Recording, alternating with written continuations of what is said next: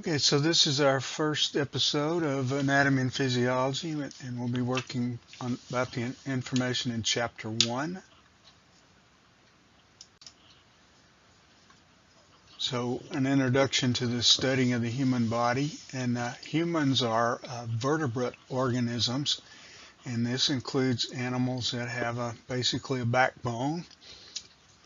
So, common things would be lions and tigers and bears, and of course, cats and elephants and whales and you name it.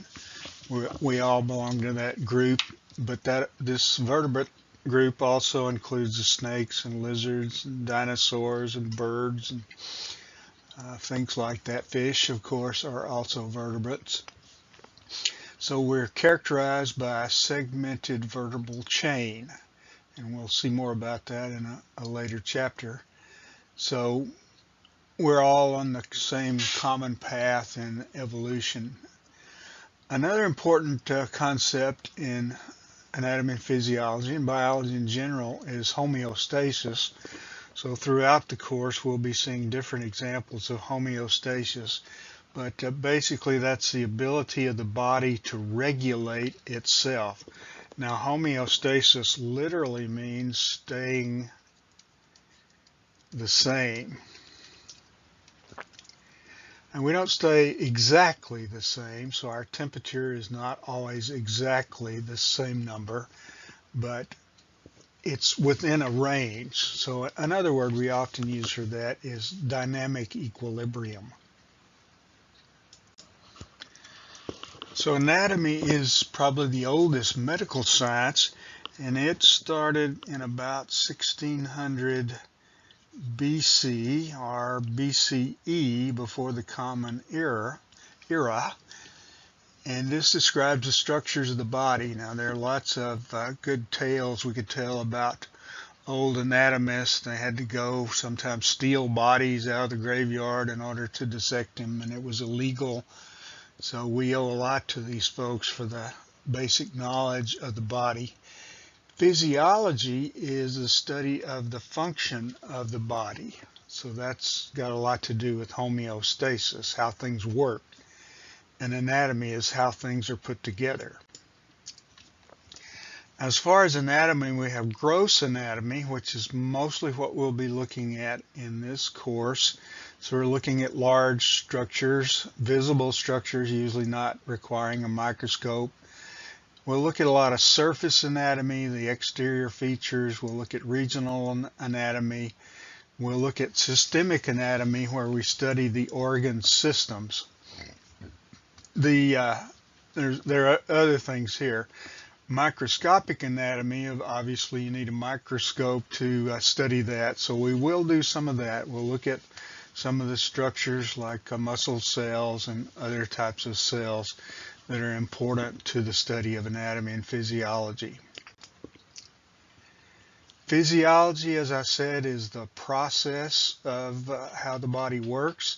So we can have cell physiology. We would look at their processes within and between cells. We can study the physiology of an organ, how a particular organ functions, say how the pancreas functions. We can look at the systemic physiology, how an organ system functions, such as how does the cardiac system work, circulatory system. We could also look at pathology and look at the physiology, how different diseases develop and progress. When we're looking at life in general, we like to think of these different levels. So we can start on the bottom here and move our way up. And as we move our way up, things get more complicated. So the bottommost layer would be the chemical layer. So that's all about the chemicals and molecules that you are made of. And then those guys come together and form cells. Cells group to form tissues. Tissues group to form organs. And then we have the organ system, cardiac system or something like that. And then we have the level of the organism. So as we move up the line, everything gets more complicated, more involved, and there's more to learn.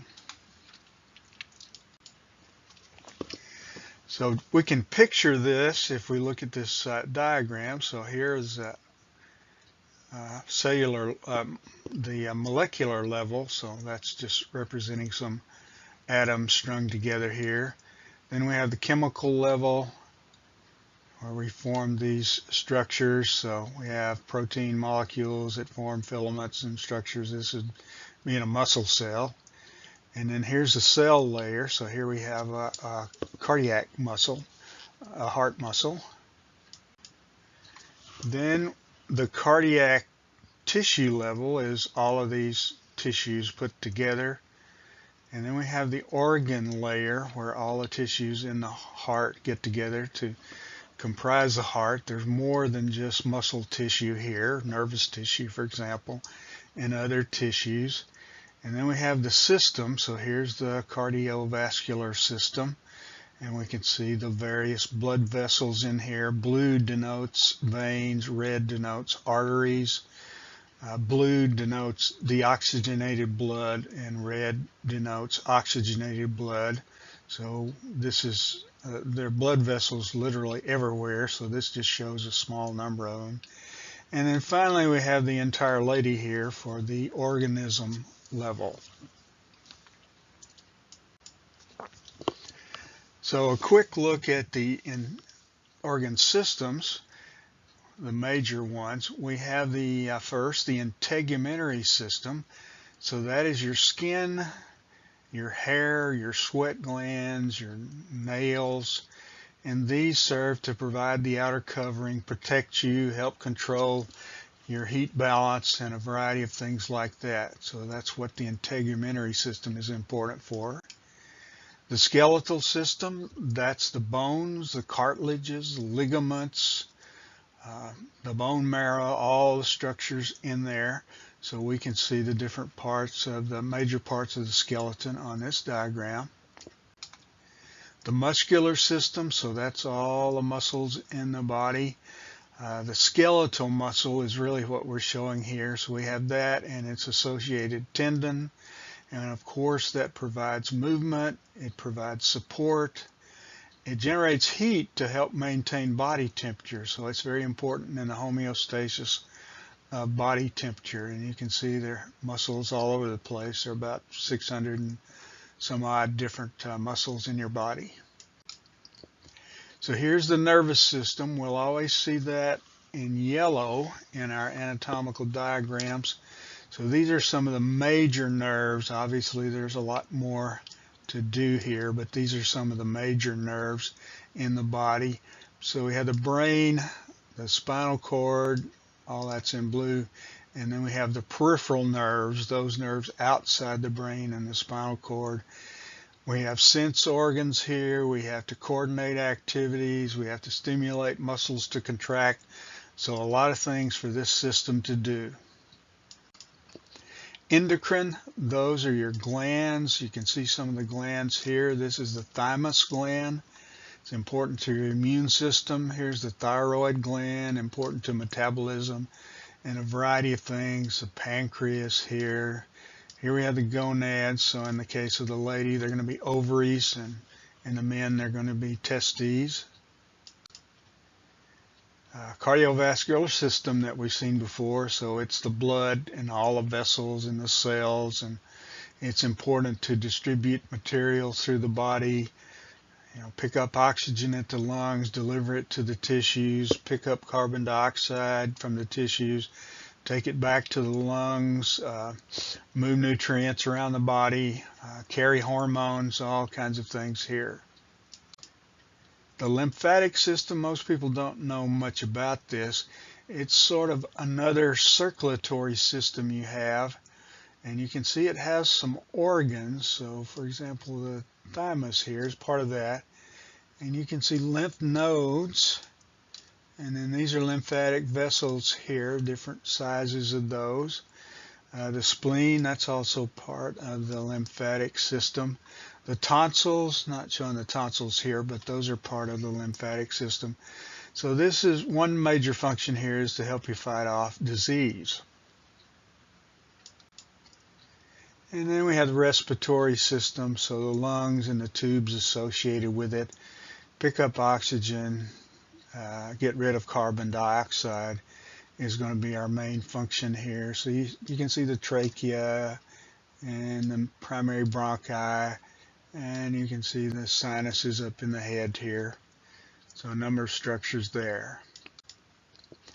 The digestive system, so here we go from mouth to anus on the digestive system, and the mouth starts that. Salivary glands are trying to show here, esophagus, that's the liver, here's the stomach and some of the intestines right there. So that's an important part of the body. You know, you've got to have nutrition, so you get that nutrition into your body, you digest it, you absorb it and move it to the cells. The urinary system, so here we have the urinary system in this lady, so those are the kidneys right there. Here's the bladder. These are the ureters or ureters that carry urine to the bladder where it's stored until you need to get rid of it. Now when we go over these systems, system by system, you're going to see they're much more complex than I'm talking about here. Male reproductive, so the testes are important here. No, really the testes are down here. My bad.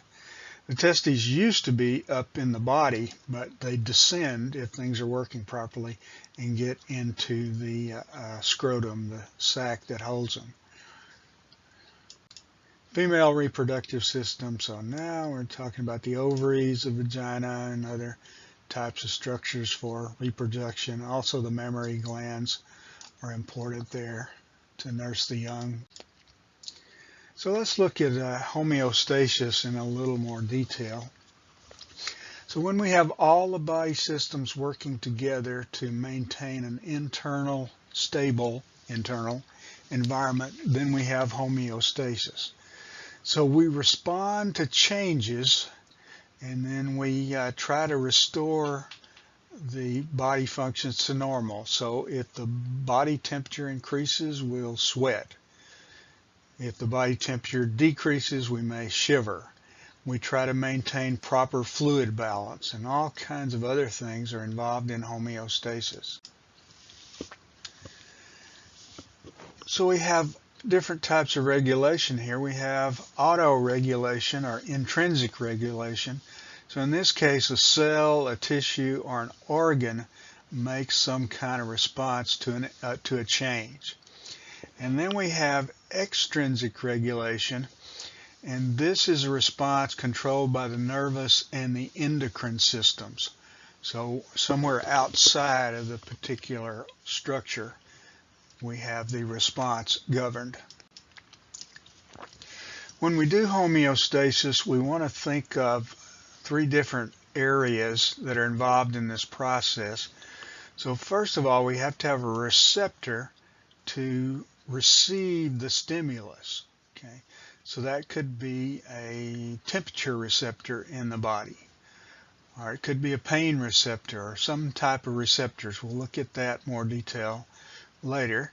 Then we have a control center where this information is processed. We have that. And then we have an effector which carries out the response.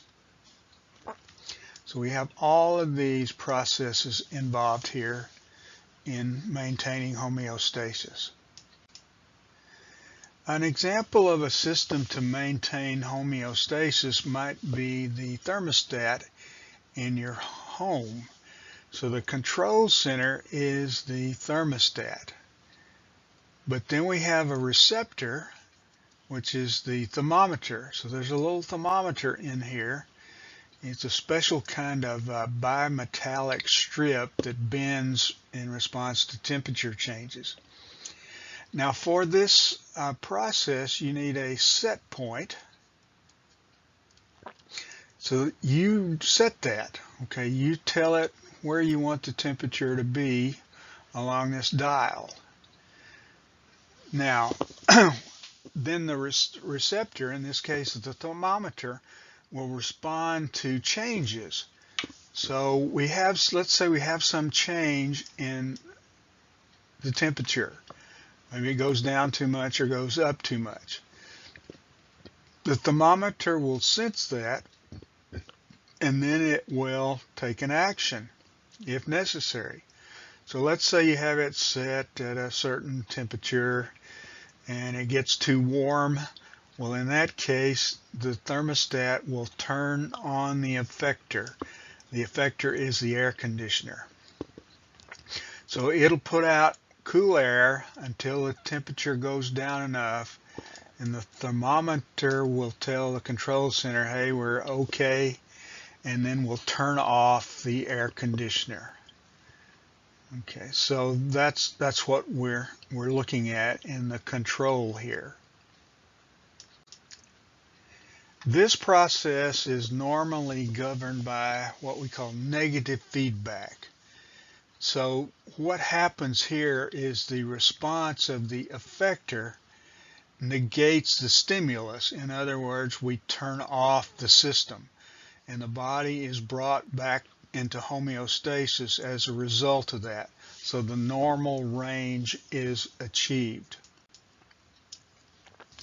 So we have a thermostat in the body. So down here in the brain, we have a thermoregulatory center. We'll see more about that later. And so that's the center for checking on the body temperature and regulate it. Now we have receptors all over the place. There's a receptor in here sensing the temperature of the blood. There are receptors out in the body sensing the temperature. So what will happen is if the temperature goes away from the set point too much, then we'll have the effectors. So we have sweat glands in the skin, increased secretion, and the blood vessels in the skin dilate. Now this is if you happen to be overheating. So hopefully you'll lose the heat, the body temperature will return to normal, and then you'll turn all of this off. So notice the feedback turns the system off in negative feedback. Now don't get the idea that it just stays at a constant temperature. It stays within a range, a normal range.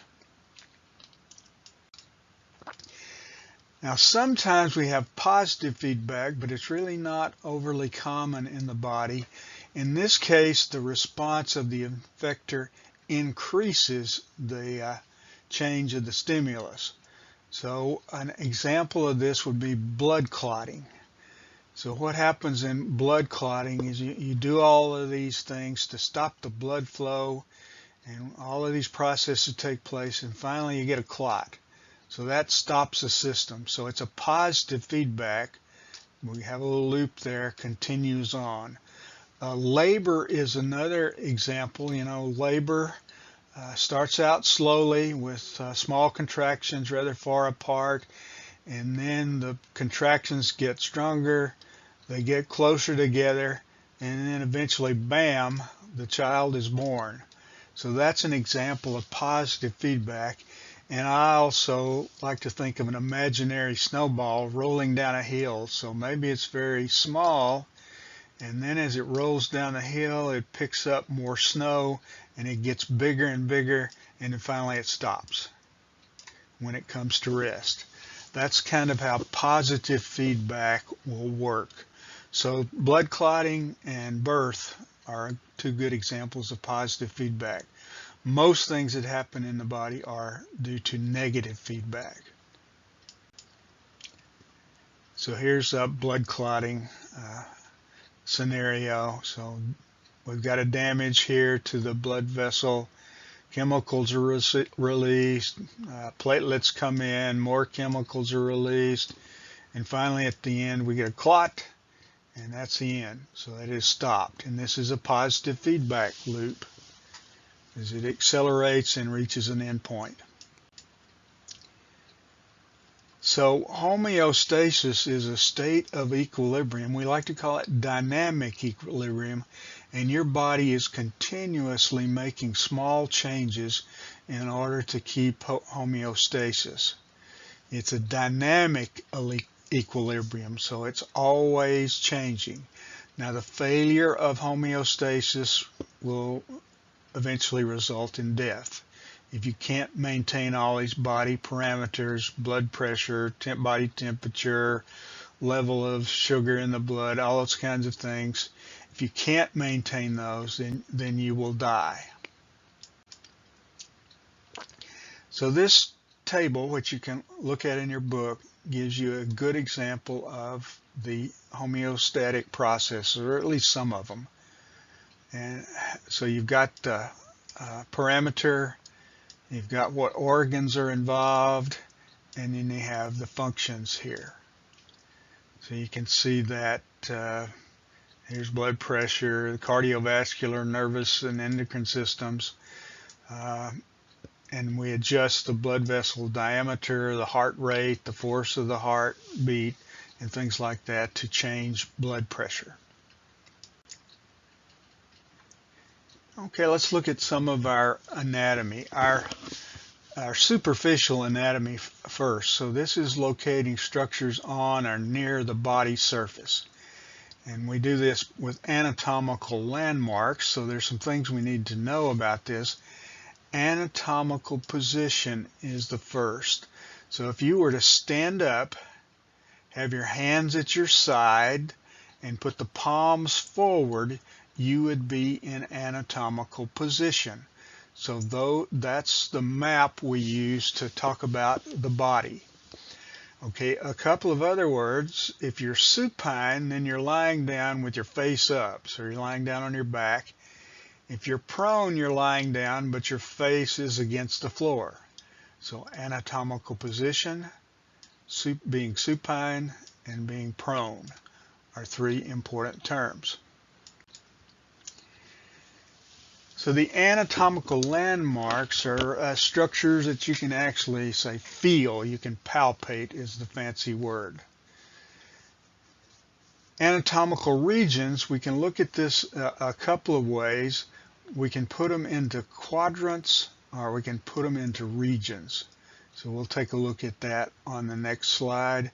And also we'll take a look at anatomical directions. There are some terms we use for this.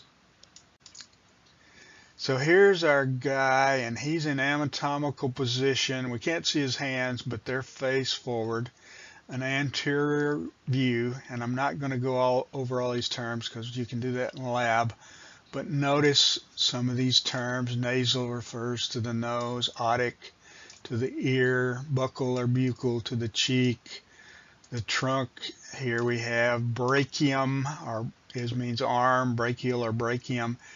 Antecubital, that's a fancy word. Ante means before. Cubital refers to the elbow, so that's the front of the elbow right there. Axillary is a fancy word for armpit. Okay, here's the rest of that guy's body. Ante means before, so antebrachium is the forearm. Carpal is a fancy word for wrist. And let's see, tarsal is a fancy word for ankle. Pollex is the thumb. Notice hallux is the great toe. We have other terms here which you can take a look at. Okay, now we're looking from the back. So cephalic, head, the neck is cervical. Here you have upper limb, but we're talking about the brachium. The olecranon is the back of the elbow there, as we'll see. Acromial is the shoulder. Dorsal means back. So that's the term we use for back, dorsal. And here's the lower part of the body. So you can see the lumbar region, the gluteal, popliteal or popliteal, and other types of terms. Plantar, the bottom of the foot there. Okay, we also use this quadrant system. So if you draw a line through the belly button, that lines that are at right angles to each other. So you have quadrants. So here's the right upper quadrant. Now notice when we say right and left, it's always the person that we're looking at, their right and their left, not your right and your left. So here's the right upper, right lower, and left upper. So this is one set of terms you can use.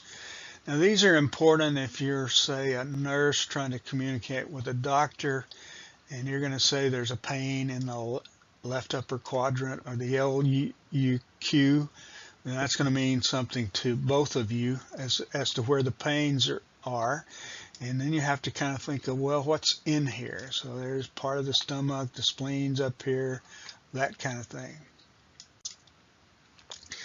Another way to look at this is to divide them into 9 regions. So we have these 2 sets of parallel lines. So we have these going vertically, and then we have these going horizontally, and they're at right angles to each other.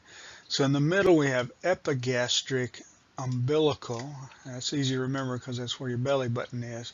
And then hypogastric is below that. And then for the others we have right and left. So the right hypochondriac is here. The left hypochondriac is here. The right lumbar, left inguinal, and right inguinal. So these abdominal pelvic regions are divided into 9 areas versus 4 for the quadrants. Now when you take a look at this diagram, then you can see what kind of structures are underneath that. So you can see the liver is mostly right here, and that would be what, the epigastric, but also the right upper quadrant. And then you can see the urinary bladder is down here in the pubic region, or the inguinal region, and the appendix is over here, and spleen is over here. Now notice this diagram has both the quadrant system with the blue lines and the 9 region system, the abdominal pelvic regions, with the red lines. Okay, so here are some other terms, and we'll go over these in labs, but notice right and left refers to the person you're looking at. Proximal and distal. So those are applied to appendages, and so the proximal area is closer to the point of attachment. The distal area is farther away. Now these are relative terms, so we could say the antecubital area here is proximal compared to the hand, but it's distal compared to the shoulder. Okay, then we have proximal and distal also on the leg. Lateral and medial. Well, lateral means farther away from the midline. This is this imaginary line right down the middle. Medial means closer to this midline. So again, these are relative terms. Okay, for front and back we have posterior, or we can use dorsal. So those are things toward the back. And anterior or ventral refer to things closer to the belly side. And again, these are relative terms.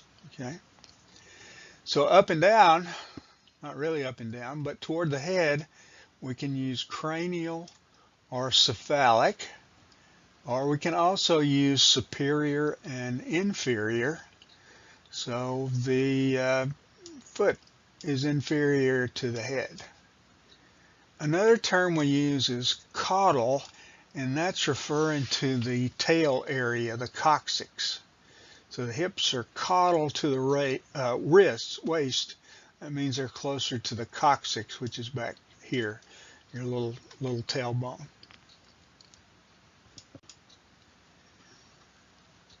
We're looking at sectional anatomy, then we want to think about planes and sections. So a plane is kind of a 3-dimensional axis, and a section is a slice parallel to a plane. Now we have fancy imaging techniques that can really bring these to the forefront. So we have MRI, magnetic resonance. And in magnetic resonance, they're just shooting energy at the body and trying to get the water molecules to vibrate. And PET, so we have MRI, and then we have PET, which is positron emission tomography. Tomography means to divide things into sections. Now with PET, you put in a radioactive substance like, say, radioactive glucose, and you try to find out what's going on in the body. So here are some of those planes. So if we were to draw an imaginary line down a person, like this one over here, we've got a line in the frontal plane. That's this plane right here, goes with that, okay?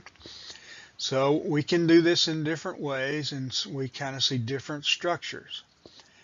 Okay, we can put a line perpendicular to that. In this case, we have it down the middle, and that's the mid-sagittal plane. So just imagine we took a samurai sword and chopped this person in half, and here's what we would see on that view.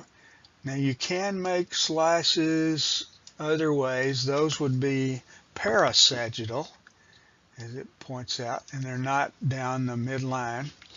And then we can cut crossways like we see here, and that's a transverse or a horizontal plane. So we can do that kind of thing. And these imagers can sort of do those and put them together, and the medical people can take a look at them and see what's going on in the body. You can also do this kind of thing with mummies and whatnot to see what they look like inside the wrappings. Body cavities. So body cavities are important to protect the organs from accidental shocks, permit changes in size and the shapes of internal organs. So those things like the stomach and whatnot need to move around in there. So we have different cavities. So we have the ventral body cavity, which is also called the coelom, is another word for that. And it's divided by the diaphragm. So we get a diaphragm, and that divides the ventral into a thoracic and an abdominopelvic. That body cavity is lined by membrane, serous membranes. They line the body cavity. They cover the internal organs. They are very important to keeping things healthy. We'll look at those later. The thoracic cavity, that's going to be where the lungs are and the heart.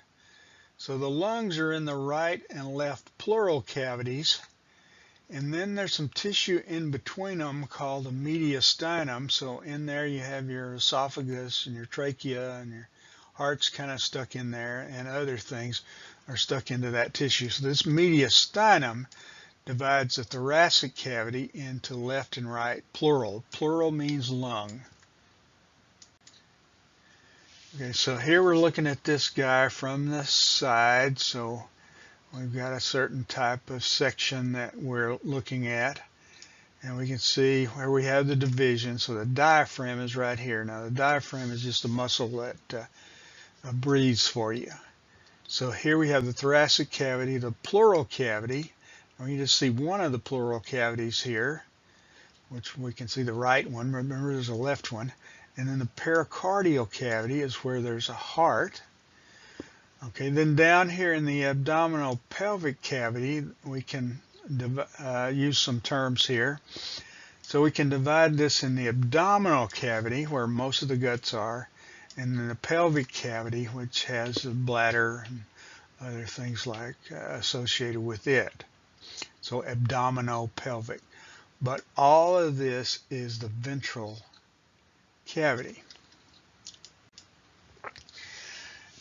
Now for these membranes associated with this cavity, there's always a visceral structure and a parietal structure. So here's the heart. So there's a membrane lining the cavity. That's called the parietal pericardium, since it's a membrane associated with the heart. And then there's a membrane right on the surface of the heart tissue. That's called the visceral pericardium. So just imagine you're sticking your hand into a balloon, and you've got a little space, and you've got these two membranes. Now, in this case, this pericardial cavity is filled with fluid, which helps prevent friction between these two membranes rubbing together. Now, that would be kind of like the oil in your car prevents friction. Okay. In the abdominopelvic, well, this is also the thoracic cavity. So this is another way to look at it. We're looking at it from a superior view. So here's the anterior, here's the posterior. Normally in these diagrams, the anterior is up here and posterior is there, but that may not always hold true. So here we can see the lungs and the heart, and then this other stuff, the mediastinum. Now they're not showing you what's in there. You can see a vertebra in the spinal cord. Up here is the sternum. So this is a transverse section going across.